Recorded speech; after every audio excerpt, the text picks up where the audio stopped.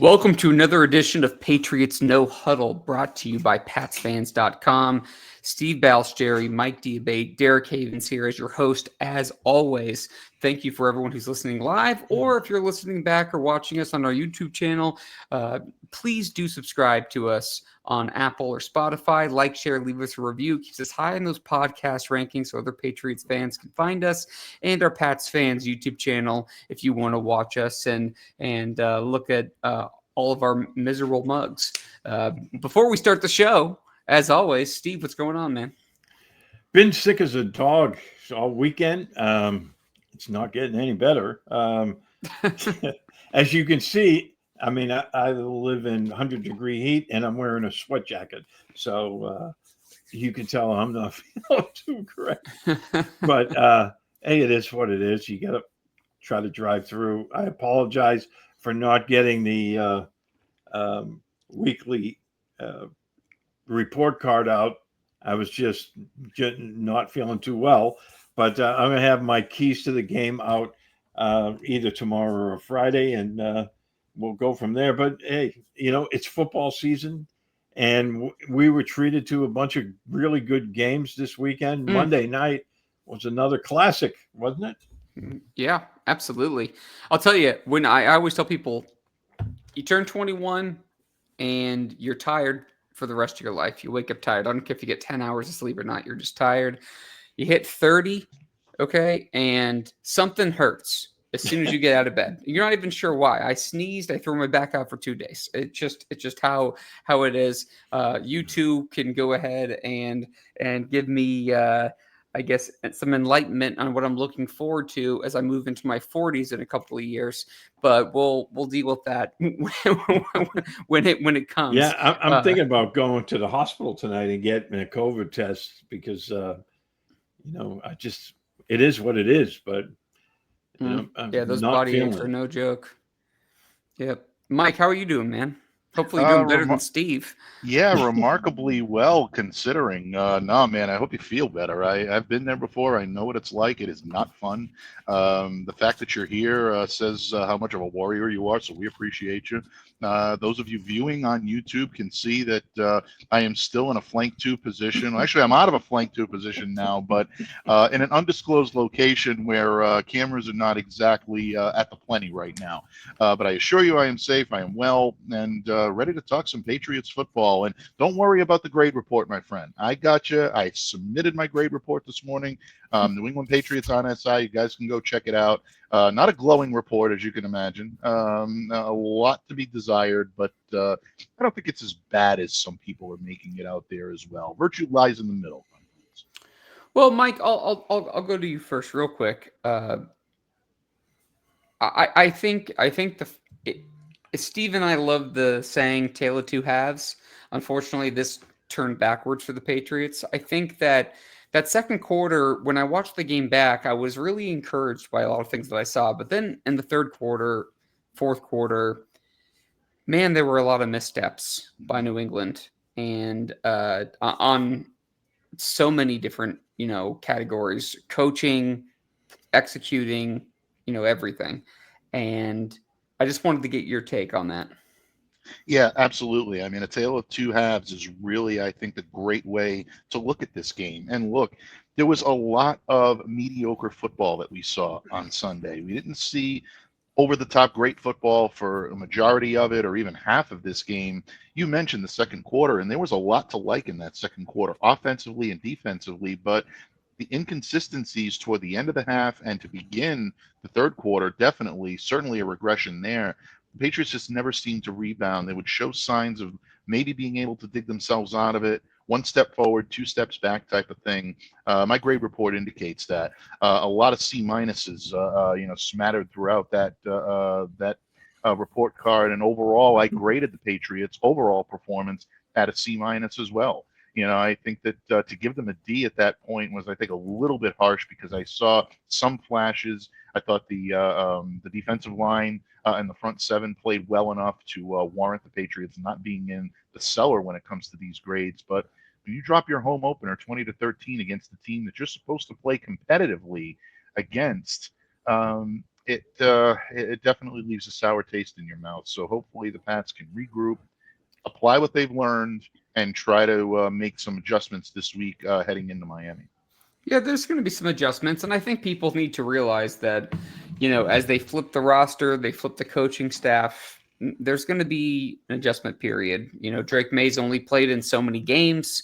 It's not like he had a full season under his belt. He's kind of, just kind of getting acclimated. Everybody is. So I think there needs to be a little patience. I know that's pretty much impossible for our fan base, but that's what it is.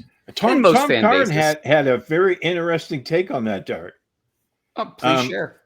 Yeah, he said, I think it was yesterday, I saw a clip where he said, you have to remember Drake May is only 40 games removed from high school. Yep. Not college, high school. And I'm pretty sure Jaden Daniels had 56 in college alone. Yes.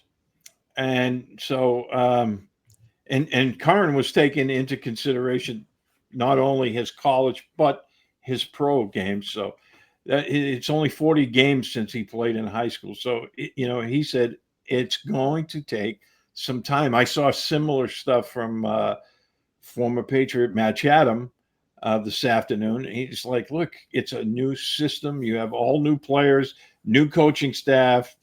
It's a tough system to learn, with speaking of Josh McDaniel's system, but it's one of those things where it's not going to gel overnight. We expected it to be better, especially running the football, but it's going to come. Yeah, of course. And I think, whether we, I guess the thing with Drake that's going to go ahead and define whether he works out or not is he a fit for the offense, and can he limit the turnovers? Everything else is pretty much perfect. So he definitely likes to force it a little bit. So we've seen that, and there'll be some opportunities in that Miami secondary, and we'll get to that.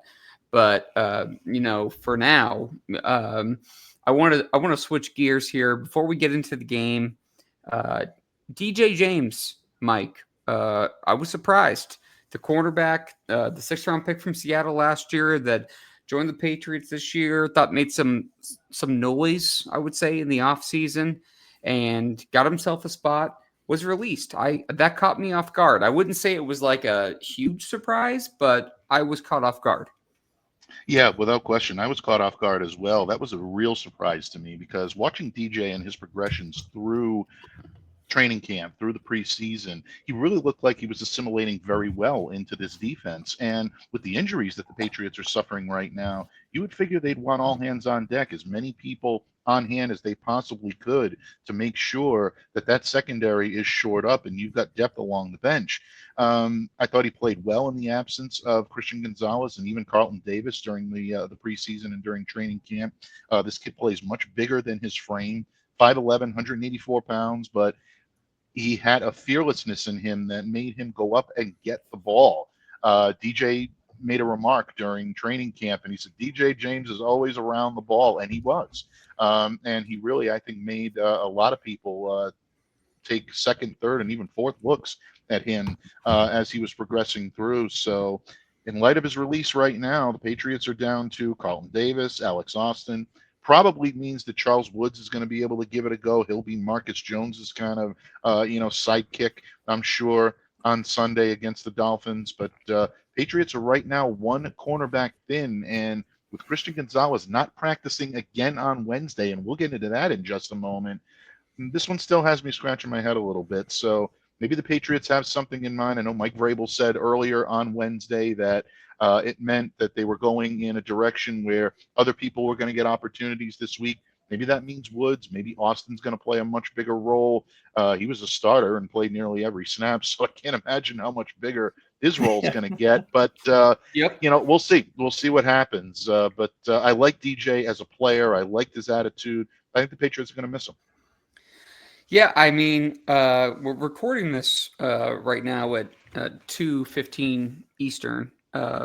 on September 10th, Wednesday. So we should be getting a notification soon here in the next probably 2 hours, give or take, if DJ James does clear waivers, because I think he would, in a perfect world, go back to the practice squad. Right. But I still think it's risky letting him go because I thought he had some pretty good tape from, earlier in the summer. To your point, I do think that there is some intrigue there. And, Christian didn't practice again today. And I said before the game last week, if he didn't play game one, I had a hard time thinking he was going to play game two. So I think his debut will be week 3 against the Steelers, but that's just me.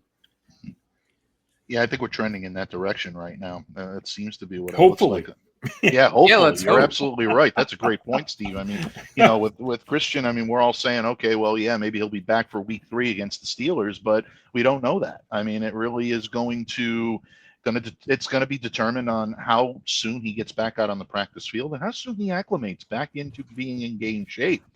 All 3 of us, gentlemen, we know what it means to get back out onto the field and then to get back into game shape. 2 completely different things. So as much as I know fans want to see Gonzo out there and they want him to be the shutdown corner that he always is when he's on the football field, if he comes back, especially from the type of injury he's had, there always is an acclimation period. So keep that in the back of your mind, Pats Nation. If he struggles or seems to be a bit slower out of the gate, he will get there. It's just a matter of getting him there. And the more time he misses on the practice field, the more time it's going to take him to get acclimated. Is there any other topics that you guys want to jump into before we start talking about the Dolphins game? Well, this ties into the Dolphins game, the weather. It's been raining really hard down here all week.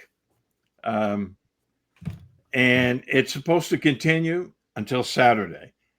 And then it's supposed to clear out. So we're probably going to be expecting sunny, very hot and humid temperatures for the Patriots, which is, for them, is not a good sign.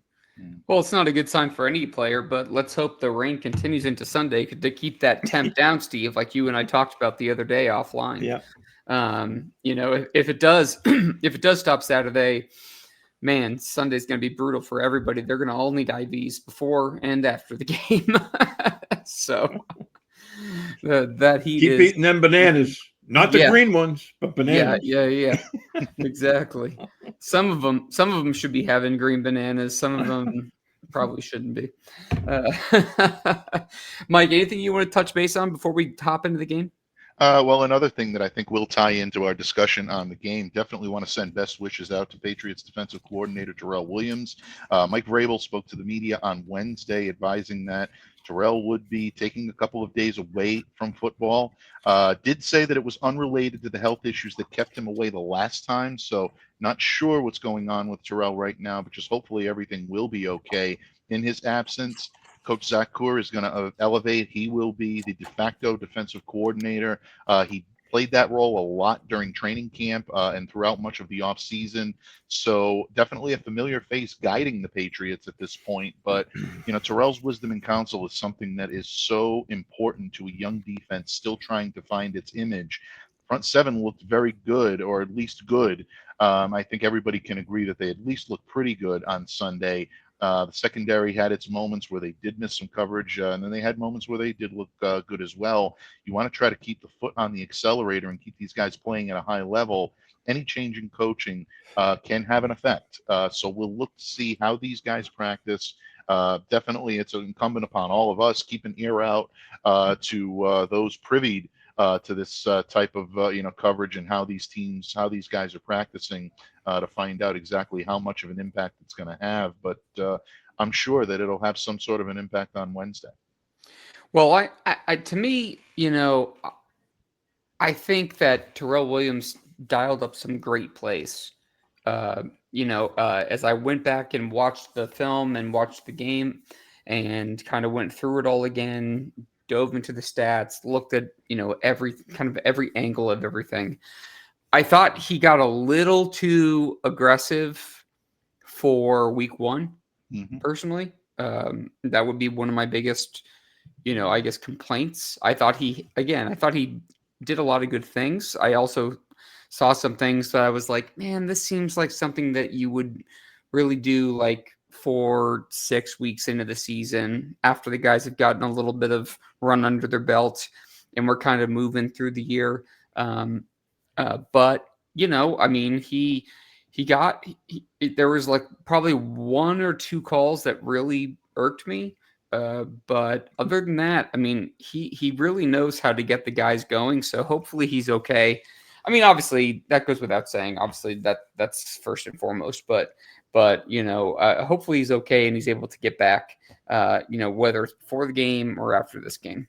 So yeah, in regards to some of the play calls, I mean, yeah, they did get a little blitz happy there in the second half, and I thought it was just from the fact that the offense was really struggling and they were trying to generate another turnover. Yeah.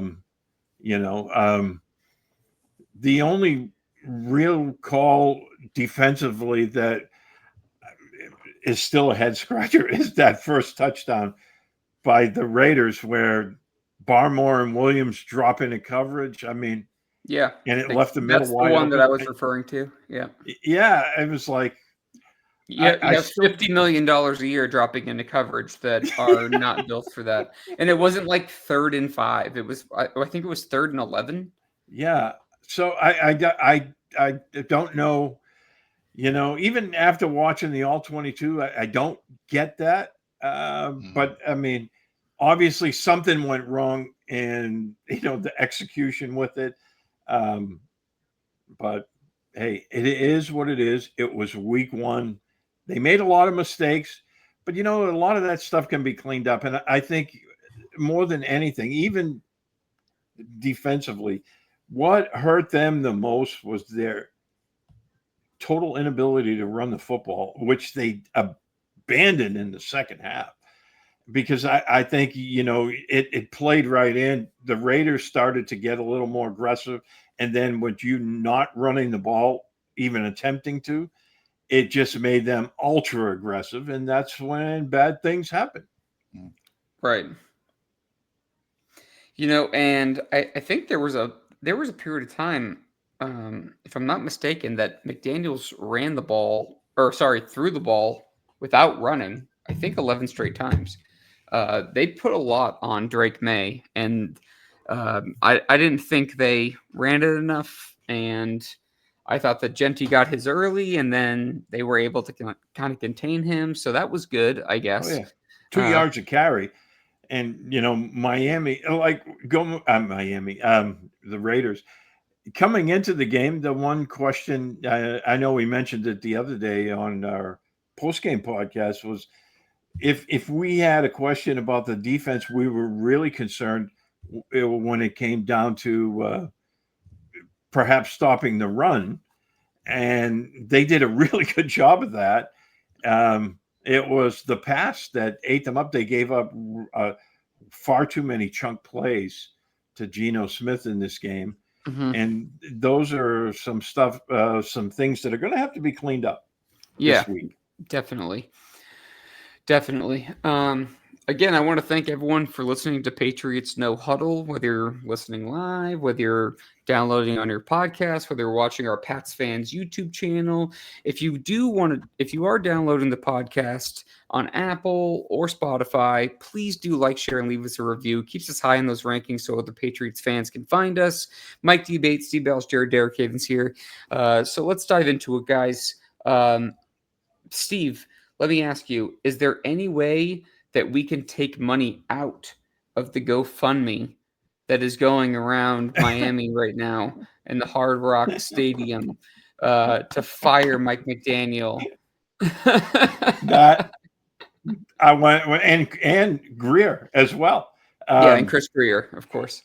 When our good friend Mike DiStefano, who follows the podcast and all of our writing here on PatsFans.com, sent that to us yesterday.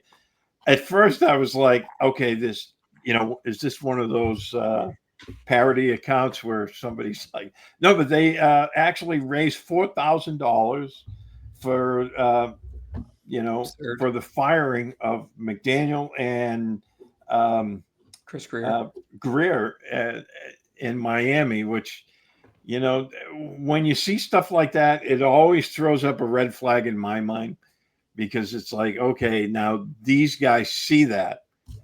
It's bulletin board material for them internally. Not that the Patriots are doing any of that, but it's just going to fire them up to play really well on Sunday. Mike, do you think that Mike McDaniel pulled up and saw that plane going around with that little banner, and he had the same look on his face that a lobster when he sees a boiling pot of water? I would say the chances of that are probably pretty good. But, I think Steve makes an interesting point. Sometimes events like these or gestures like these can really serve to polarize a team. They can polarize a fan base, and it can really get them going. So in a lot of ways, there may be a method to the madness of a lot of Dolphins fans that are trying to find any way they can to motivate their team.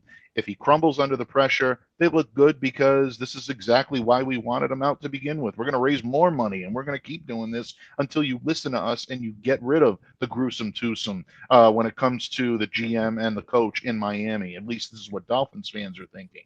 On the opposite side of that, you're also looking at now, maybe it provides them with motivation. Maybe all of a sudden they realize that our backs are up against the wall.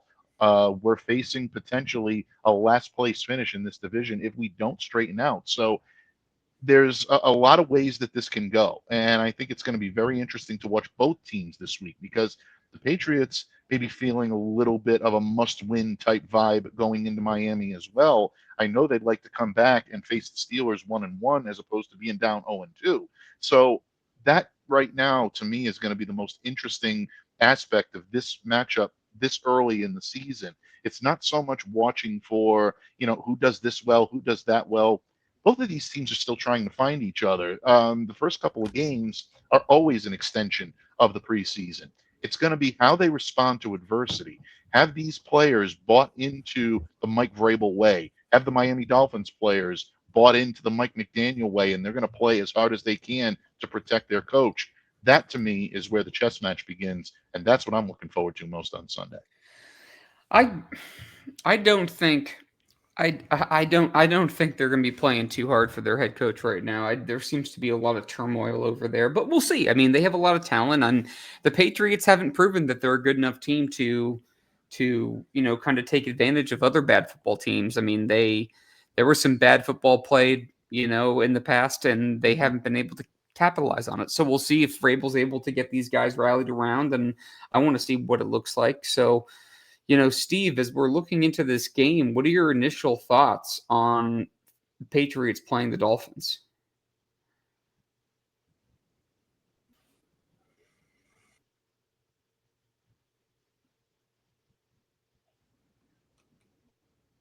Steve, you there?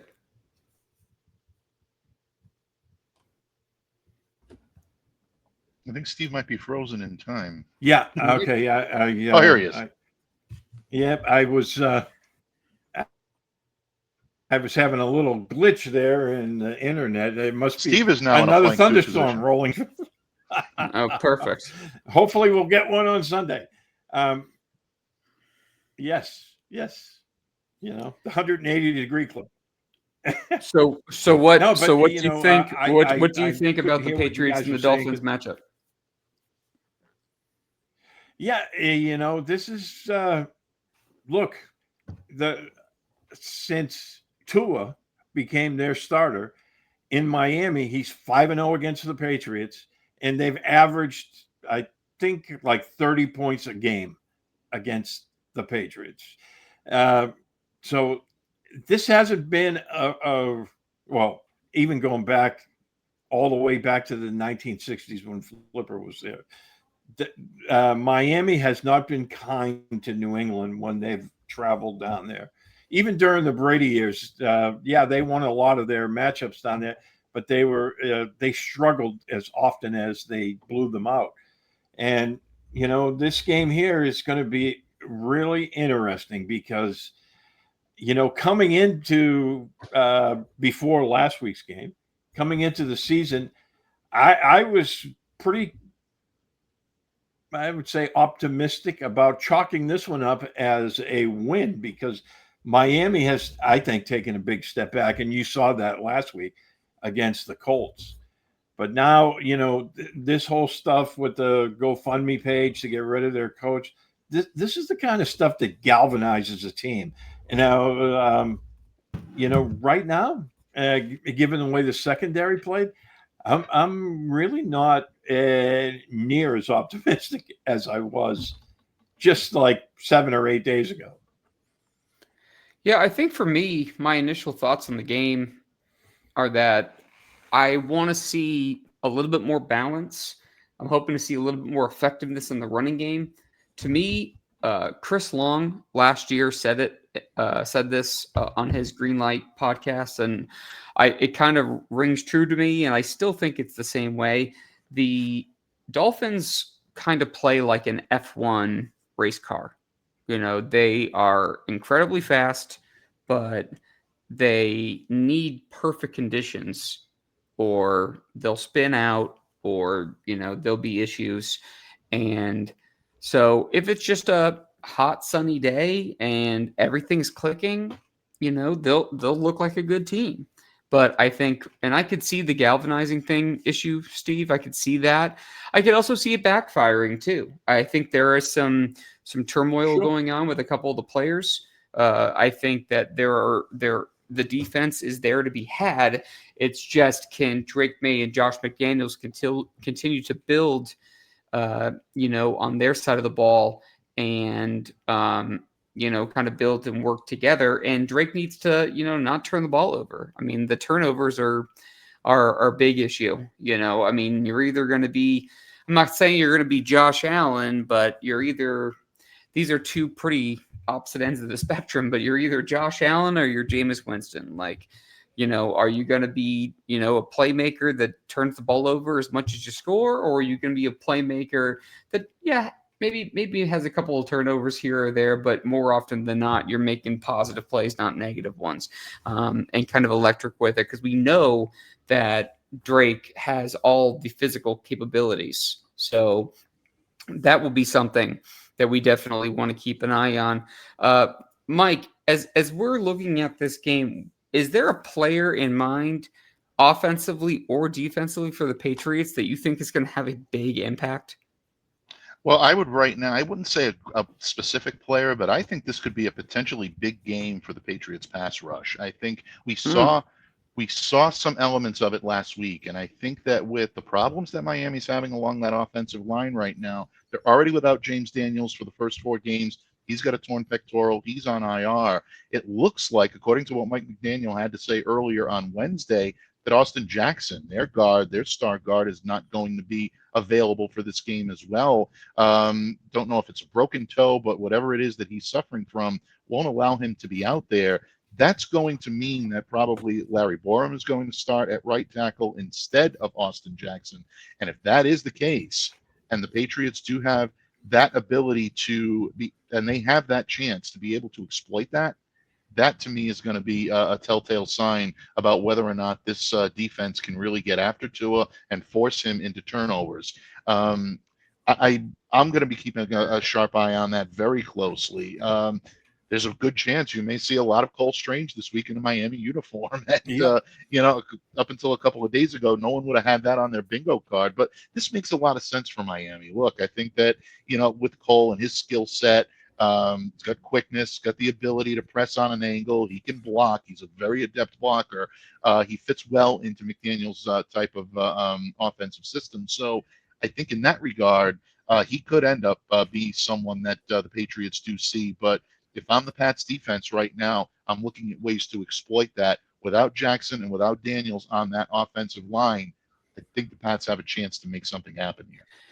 Yeah, and like you just alluded to, Keon Smith is in line to start at right guard, and Larry Borum for right tackle. I think Milton Williams could absolutely go bananas in this game. I could see them overloading that side and really trying to press the issue.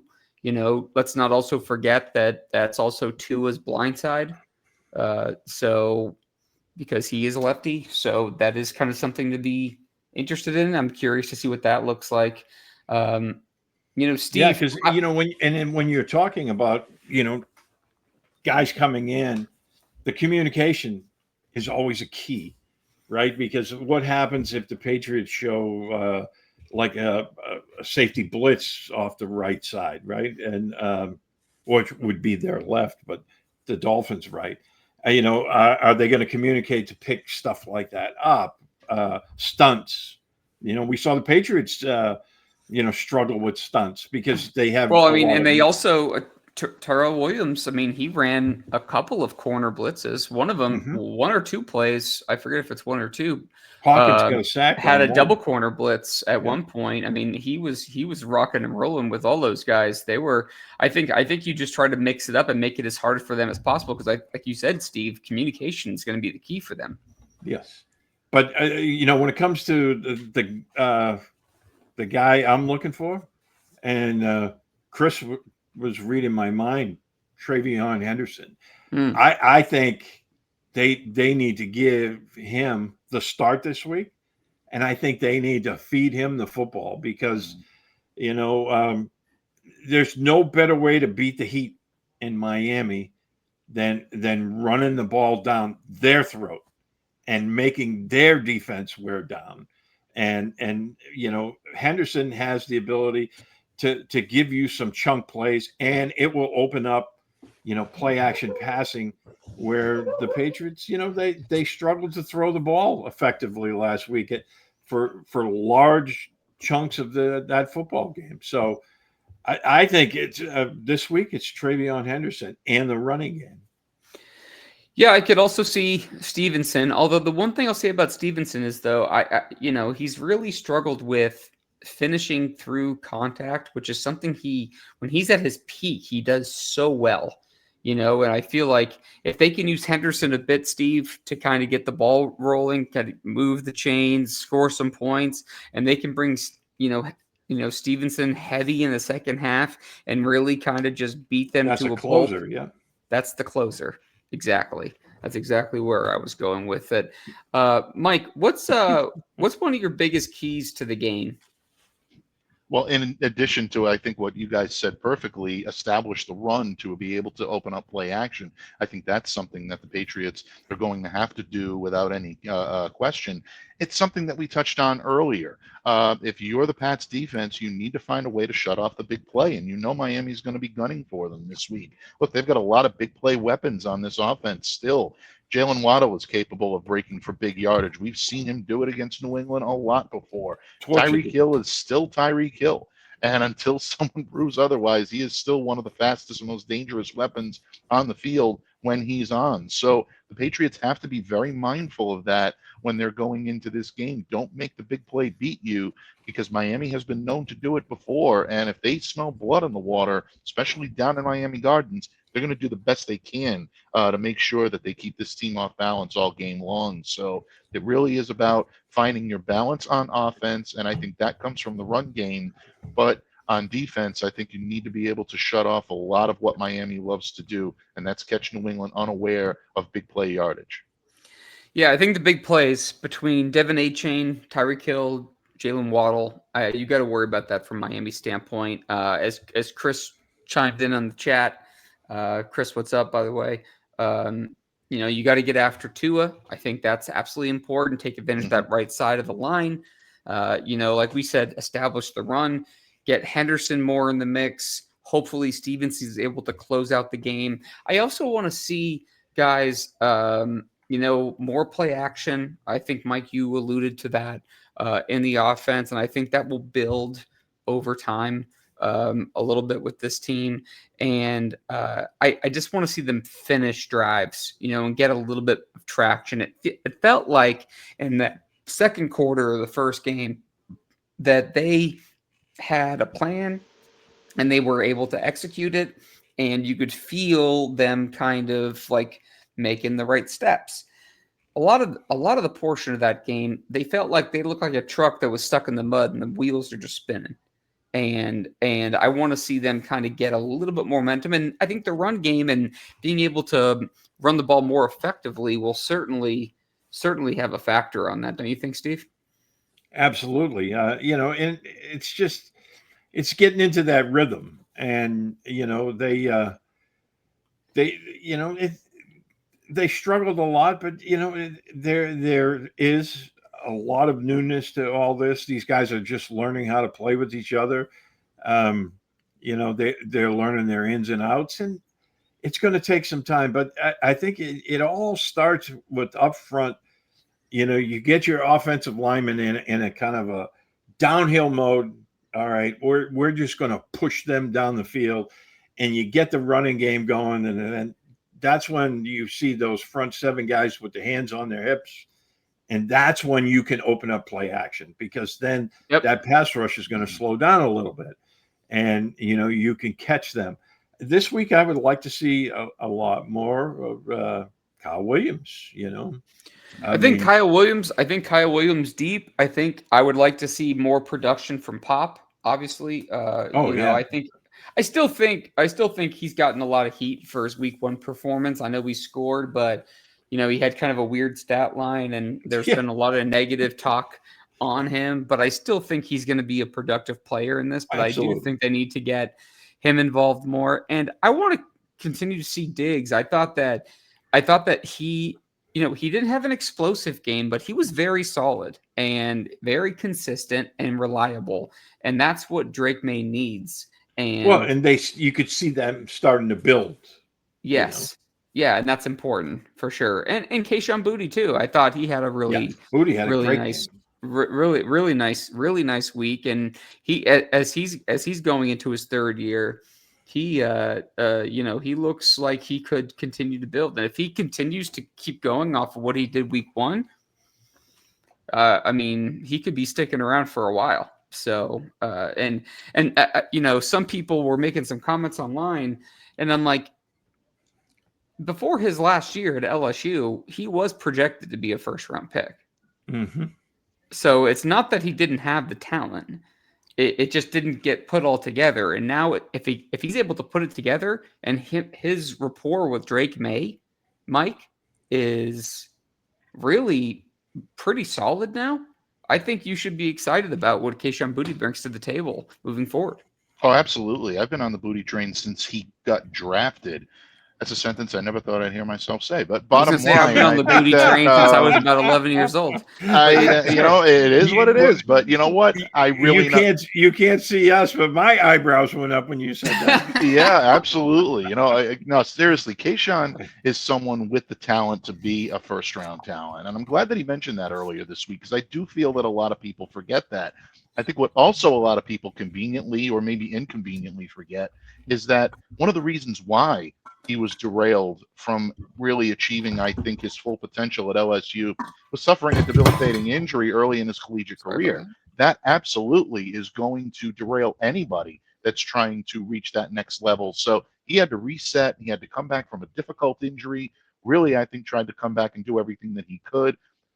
Off-field issues, things aside, I think Keishon has been the consummate professional here in New England, and it's showing.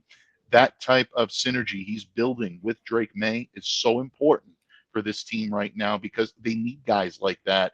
They need players that can step up and be a quote-unquote security blanket other than just Hunter Henry. And I think a lot of this is going to be shown in subsequent weeks. Now that he's on the radar, and now that teams know that Keishon Boutte is capable of breaking for 100-yard gains, do they change the way they defend him a little bit? He's going to have to adapt, as teams are going to have to adapt in order to account for his presence now. So that's going to be the big case, or that's going to be, I think, the big key on Sunday. If Boutte is defended and he's contained a little bit more, then who steps it up? I was really surprised that Josh McDaniels did not try to find more mismatches for Pop Douglas to exploit on Sunday. That is such a hallmark of what he loves to do. He loves to scheme scenarios where his receivers, especially in the slot, are matched up favorably against defenders that are going to have difficulty. Jason Marshall Jr. is their nose guy. He's their nickelback. He's their guy in the slot. So is that going to be a situation where he's going to end up match up on Douglas?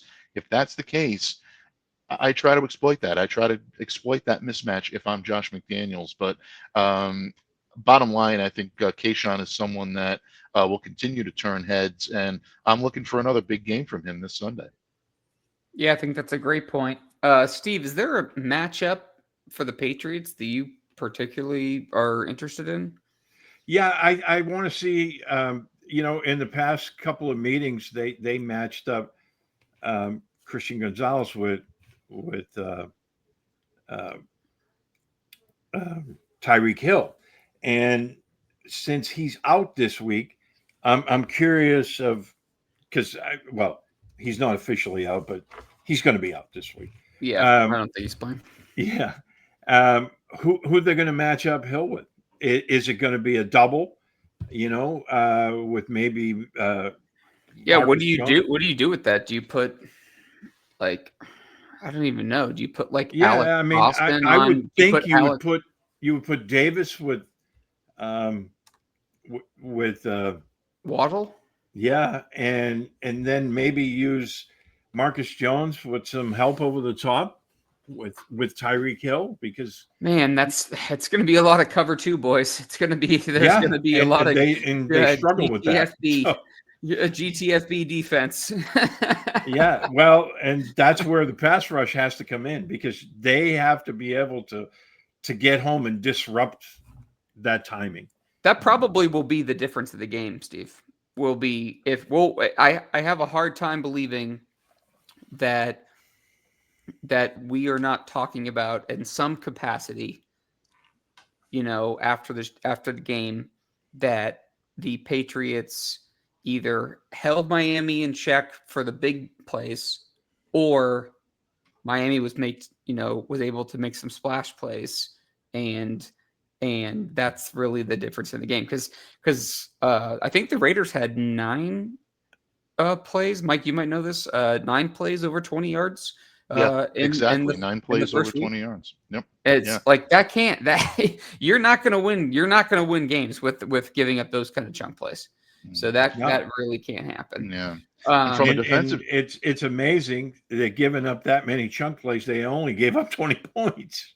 Yeah, it is, which to me is kind of encouraging, a little bit encouraging, because it means that they were able to tighten up at certain times. They were just too loose at other times, and it is only week 1. If this is week 6, we might be having a different conversation. So that's just me. We're going to get into the prediction of the game, guys, but as we did last week, I wanted to go ahead and give a prediction, give some predictions for week 2 here. I'll start off with, I think, a pretty interesting matchup. Again, we're recording this Wednesday, September 10th, and Thursday night football this week. Commanders at Packers. Kind of an interesting game, Mike. The Packers played really well last week. The Commanders really have had, they've really kind of blown up. Obviously, a top 4 team in the league in terms of standings last year.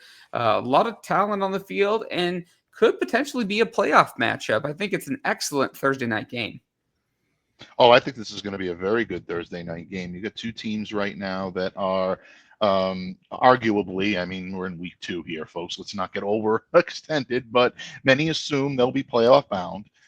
Very well set at quarterback, exciting defense, exciting offense. So it's really going to be, I think, a chess match and a very good litmus test for these 2 clubs to see who's going to be able to get the upper hand, who gets bragging rights early on in the season.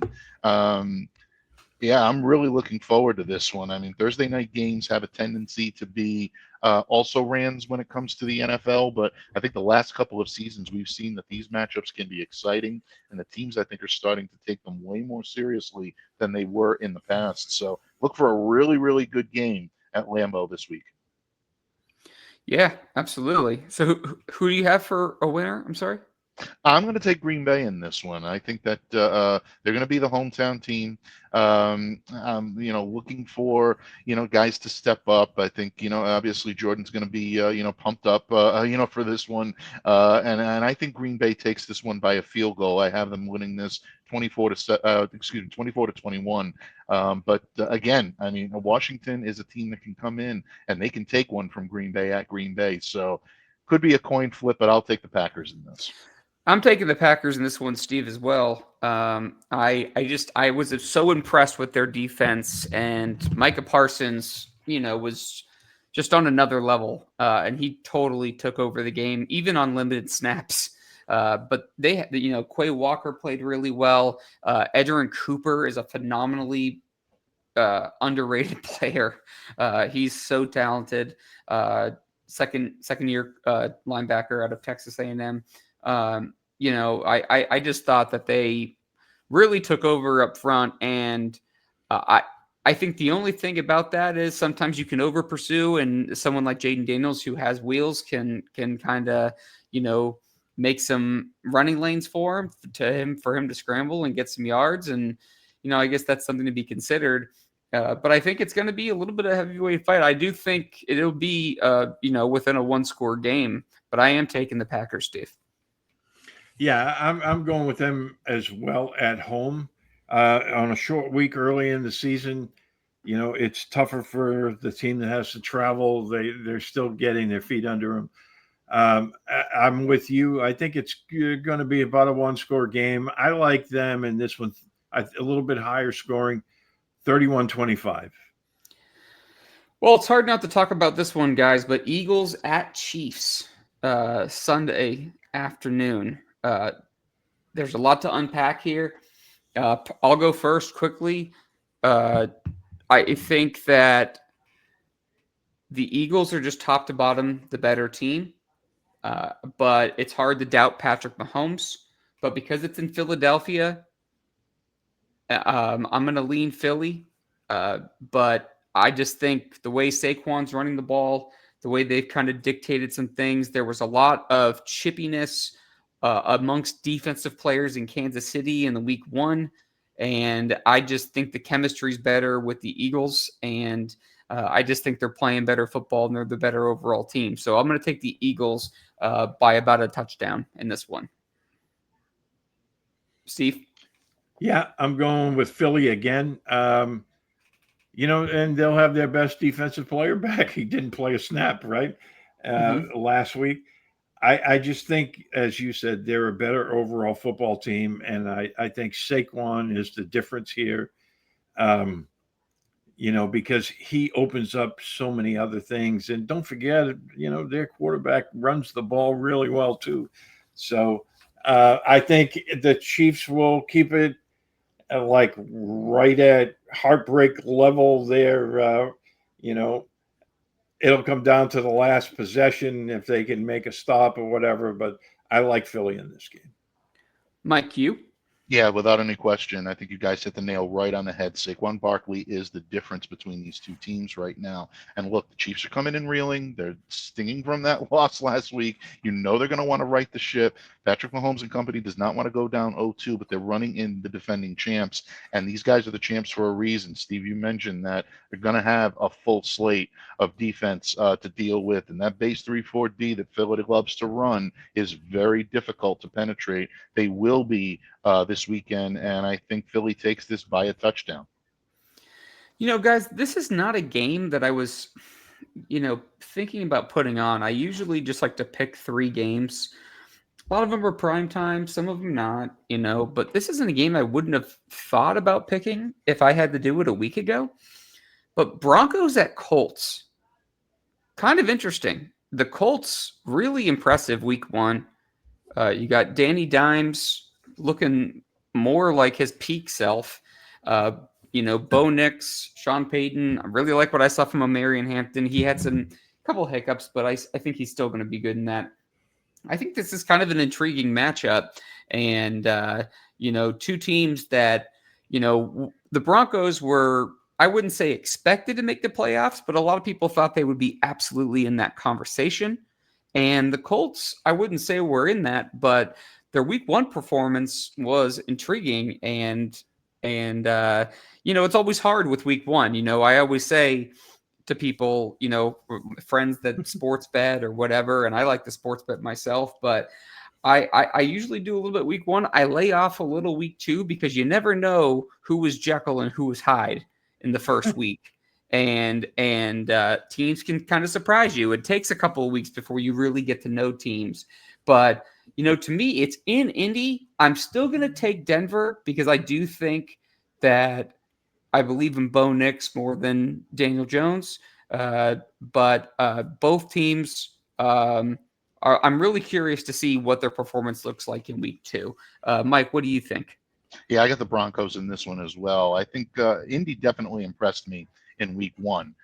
Came out against the Miami team that a lot of people expected to win in a romp, and they turned the tables on them. That doesn't just happen by happenstance, folks. That happens by design. Credit the Indianapolis Colts for doing a great job in game planning and executing.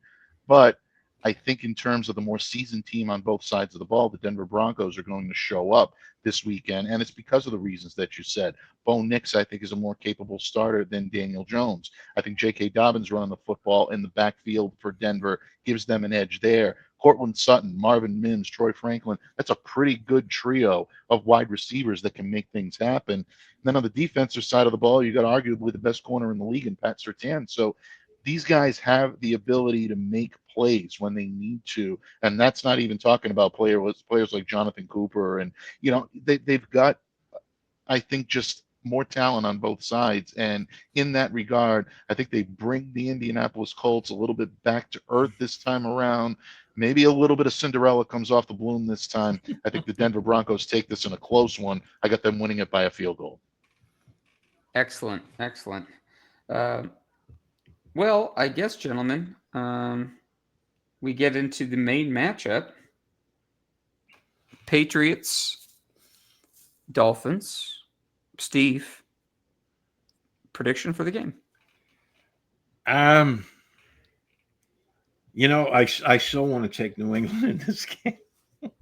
I do but too. I just have that feeling that Miami is going to right the ship for 1 week, right? And they'll break the Patriots' heart again, 24-17. I'm going to go Mike. Man, I'm so torn on this one. I'm like Steve. Part of me is not sure if I'm picking with my head or my heart right now. I think I'm going to go 23-20 Patriots. But I don't feel good about it. I just think that they are going to bounce back. I mean, you can talk about the Dolphins losing in a certain way. The Patriots lost in a certain way too. And I just have a belief in Mike Vrabel that he's going to be able to get things on. And as they build again in this offense and everything, I just think that, they'll continue to get better. And with the Dolphins, offensive line having a lot of commotion, and the Patriots defensive front seven I thought was on display at times in week 1. I think they'll be able to maybe make something happen. I would feel better if Christian Gonzalez was playing in this game. And again, he could, but it doesn't look like it's trending in that way. So I guess we'll see, and we'll talk about it either on Sunday night or Monday morning. But I think the Patriots win this one 23-20. I think they just make more plays. I just wonder if it's it could be one of those games, guys, where it's just really bad football, or maybe it's a really good game because both teams are just pissed about their week 1 performance. I could see it going either way. Yeah, I'm glad you mentioned either way, Derek, because I think that really kind of leads me into my prediction for this game and where the Patriots may end up catching a break. The problem is as easily as they could catch a break in this area, they could also regress in this area as well. And that is what we've been talking about all pod long, and that is defending against the big play. Something very interesting to watch if you're a Patriots fan this week is the status of tight end Darren Waller. Waller was not present at practice on Wednesday, and if he does not practice on Thursday, you can probably pencil him out for this game. Now, the Patriots may catch a break here because if you're going to need extra bodies to defend against the big play and try to put as many defensive backs on receivers as possible, that may free up someone like a Craig Woodson who's played nickelback before. He may get in there and play a little corner. Maybe Kyle Duggar emerges to the player that he once was and is able to come in and play safety and kind of quell that a little bit. A name to watch as well, Del Pettis doesn't get a whole lot of fanfare throughout much of Patriots Nation, but this kid can hit and he can be physical. So if the Patriots can catch a break and Waller is out of the lineup, that's one less body that you have to cover. That's another defensive back that could be freed up to help defend against the big play. So in that vein, folks, I'm going to keep my optimism going here. I'm going to go along with Derek. I'm going to say the Patriots find a way to pull this one out in Miami. I like the Pats in this one by a score of 24-20. I'm back and forth. I've been back and forth on this one, and I could easily see the Dolphins winning this game. I can kind of map it out in my brain. I could also see the Patriots. I could also see the Patriots winning this game. It is kind of a coin flip, but to me, with the Patriots having such a good front seven performance with that offensive line, for the Dolphins being in a little bit of disarray, that to me, and plus the heat coming around Chris Greer or Mike McDaniel, let's not pretend like those guys don't know it, or they don't see it, or the players don't see it or hear it. That's a factor. That's definitely a factor. So they're either going to rally around it or it's going to sink their ship. I mean, I don't really see an alternative route. And the other thing too, Mike, is if Darren Waller doesn't play in this game, I was thinking Carlton Davis would be a good fit for Waller, just given his size and length to match up with the tight end. But if he doesn't play, then we could see, what else they could do. I'd be curious to see what they would do with that. But and I think going back to what Steve said earlier, I think putting Davis on someone like a Waddle could be a smart move. Even though Davis is not the speediest guy in the world, he's going to smack you around a little bit. Yeah, but he's then you could double Hill with tough. Austin and Marcus Jones. Yeah, and absolutely. Then you just have to make sure that Devin Achane doesn't get the corner. Yeah. And that's why it surprises me that someone like a DJ James would have been released this week. It seems like a great opportunity for him to be able to come in, lend his speed and ability to go up and make the big play. But Mike Vrabel is a head coach for a reason. I am not a head coach for a reason. So trust Mike Vrabel, folks. Don't trust me. Well, we should know. Yeah. We should know in about an hour. We should know in about an hour's time. It's noon now. It's 3 p.m. Eastern now. So we should know in about an hour if DJ James was claimed or if he's coming back to the practice squad. Or whether this was a precursor of something to come.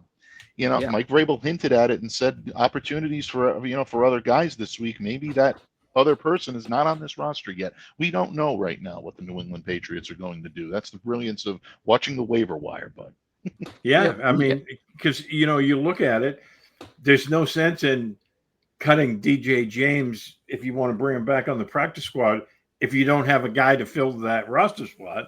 Right. So, that's what the head scratching part of that was, unless, of course, they have something in the works where they're working this out. But we'll have to see. Stephon Gilmore's a free agent, folks. I'm just saying. Yeah.